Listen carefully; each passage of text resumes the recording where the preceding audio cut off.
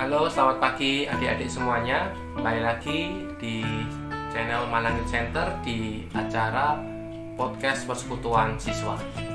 Pada pagi hari ini Kak Endar ingin membagikan satu kebenaran firman Tuhan, lanjutan dari materi di minggu yang lalu. Kalau minggu yang lalu kita berbicara mengenai kasih, di minggu ini kita akan membahas mengenai kekudusan. Di bagian kekudusan ini kita akan membagi dalam beberapa bagian. Nah, bagian pertama ini kita akan membahas mengenai pentingnya hidup kudus.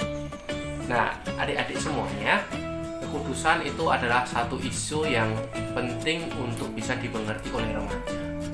Karena menurut hasil survei mengatakan bahwa 33% remaja di Indonesia pernah melakukan tindakan yang tidak mencerminkan kekudusan. Nah, dari survei itu dilihat bahwa 1 dari 3 anak remaja pernah melakukan pacaran yang tidak kudus, bahkan melakukan hubungan seperti suami istri, mengarah ke hubungan seperti suami istri. Nah, oleh karena itu kakak-kakak dari MYC ingin membahas bagian ini supaya kita semuanya mengerti apa makna kekudusan dan apa yang harus kita lakukan sebagai remaja agar kita memiliki kehidupan yang kudus. Nah, nats kita pada pagi hari ini terambil dari 1 Petrus 1 ayat 15 hingga 16. 1 Petrus pasal 1 ayat 15 hingga 16 berbunyi, "Tetapi hendaklah kamu menjadi kudus di dalam seluruh hidupmu, sama seperti Dia yang kudus yang telah manggil kamu. Sebab ada tertulis, kuduslah kamu sebab aku kudus."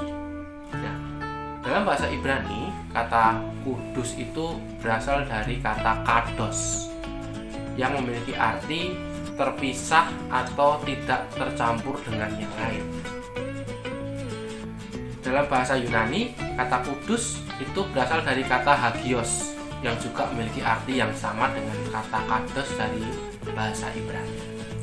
Dari sini kita bisa lihat bahwa makna kekudusan itu artinya adalah bahwa kita sendiri sebagai orang percaya itu telah dipisahkan atau kita tidak tercampur dari konsep pola pikir dunia.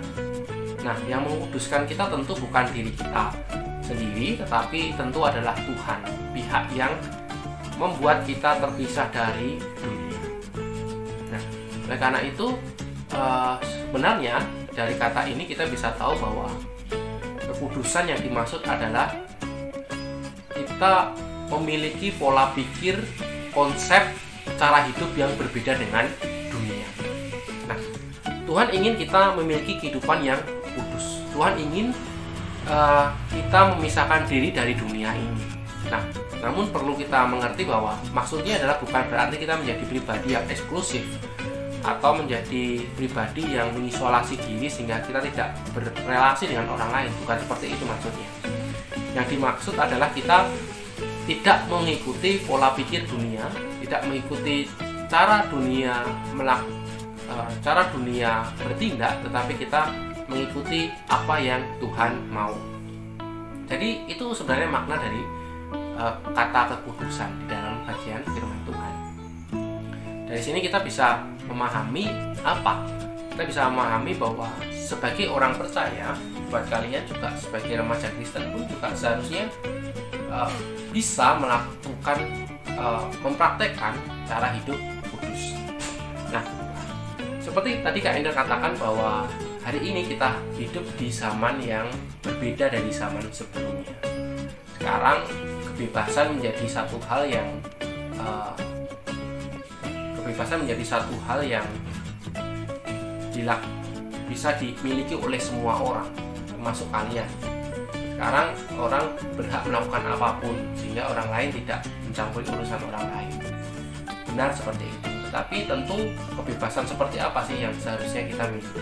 Nah, kita hari ini kita akan mau belajar bagian firman Tuhan untuk melihat bagaimana kekudusan dipandang dari perspektif kebenaran firman Tuhan.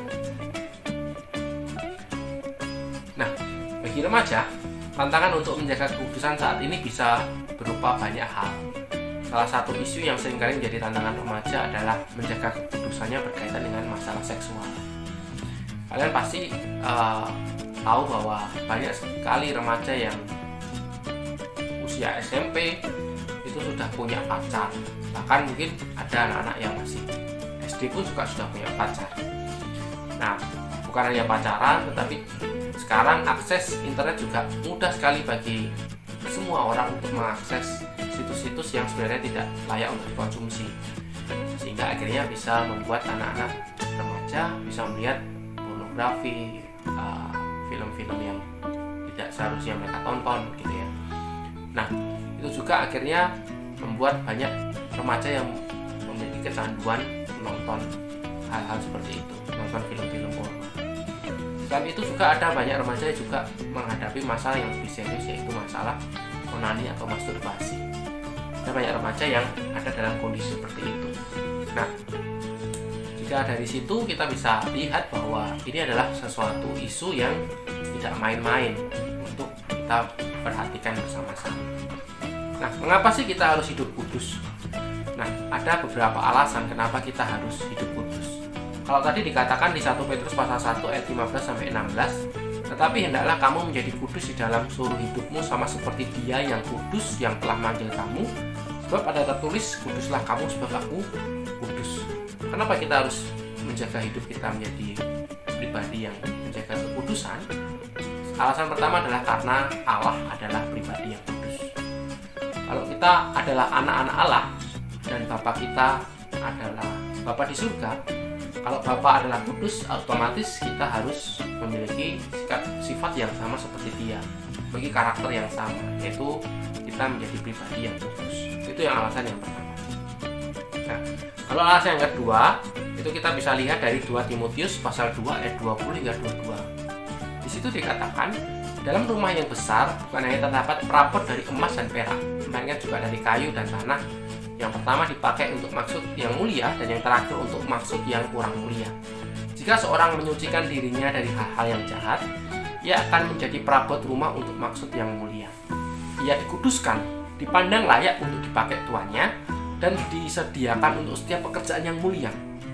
Sebab itu jauhilah nafsu orang muda, kejarlah keadilan, kesetiaan, kasih, dan damai bersama-sama dengan mereka yang berseru pada Tuhan dengan hati yang murni. Alasan yang kedua kenapa kita harus memiliki kehidupan yang kudus adalah agar kita bisa dipakai untuk pekerjaan yang mulia. Saya yakin di sini anak-anak remaja pengen hidupnya itu bisa menjadi orang yang berguna bagi nusa dan bangsa, pengen menyenangkan hati orang tua, pengen mencapai cita-cita yang selama ini kalian inginkan atau ingin capai gitu ya. Itu hal yang benar, itu hal yang luar biasa. Tetapi seringkali ada ganjalan sehingga kita tidak bisa meraih itu.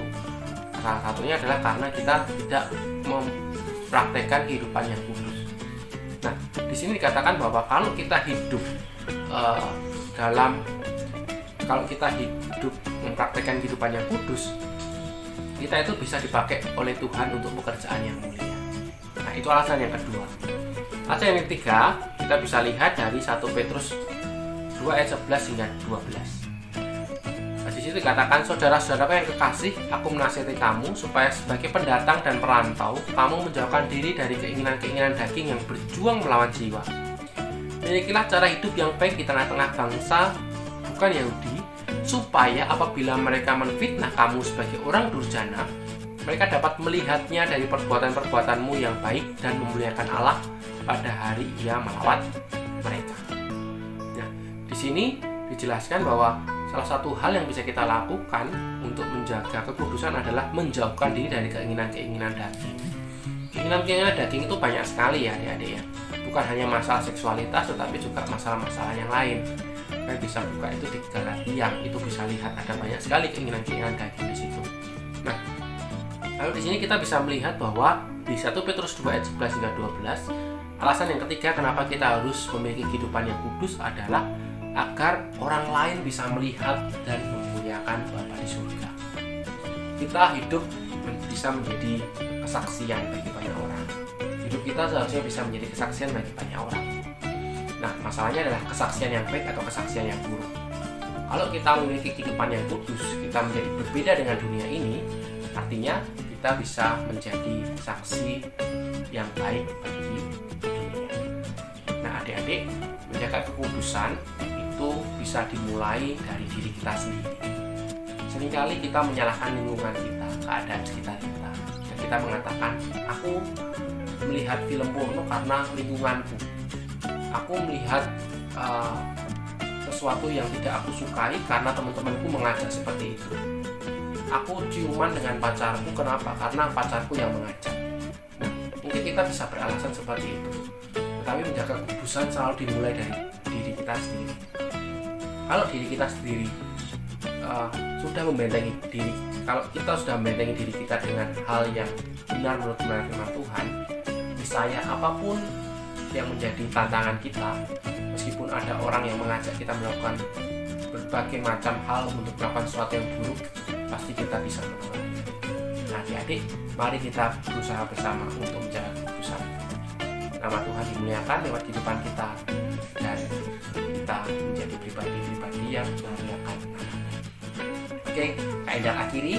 Terima kasih semuanya sudah melihat video ini. Tuhan Yesus memberkati kita semua. Sampai ketemu lagi di podcast berikutnya. Tuhan berkati.